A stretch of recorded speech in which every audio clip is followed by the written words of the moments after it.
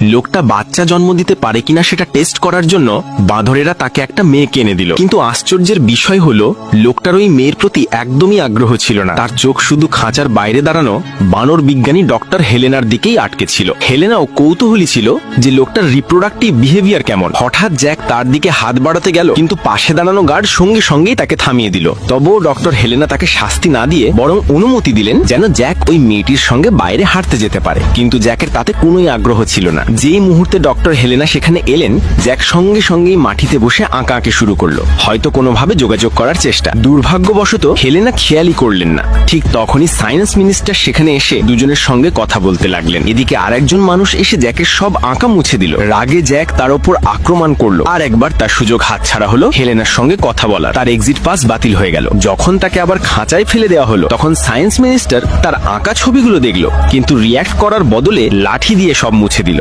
Jack খাঁচার ভেতর অসহায় বোধ করতে লাগলো। ঠিক তখনই ডক্টর হেলেনা আবার ফিরলেন। জ্যাক সঙ্গে সঙ্গে তাকে ধরে তার হাত থেকে কাগজ আর কলম কেড়ে নিল। গার্ড তাকে মারলো, কিন্তু এর আগেই জ্যাক নিজের নাম লিখে ফেললো। হেলেনা অবাক হয়ে গেলেন। তিনি বিশ্বাসই করতে পারছিলেন না যে একজন মানুষ যাকে তাদের সমাজের সবচেয়ে নিচু ভাবা হয় সে লিখতে পারে। তিনি জ্যাককে নিজের বাড়িতে নিয়ে গেলেন আরো স্টাডি করার জন্য। জ্যাক কাগজে লিখতে লাগলো যে সে পৃথিবী থেকে এসেছে আর স্পেসশিপ ক্র্যাশ হওয়ার পর তাকে বন্দী করা হয়। ডক্টর হেলেনার স্বামী অবাক হয়ে বললেন, জ্যাক নিশ্চয়ই পাগল, কারণ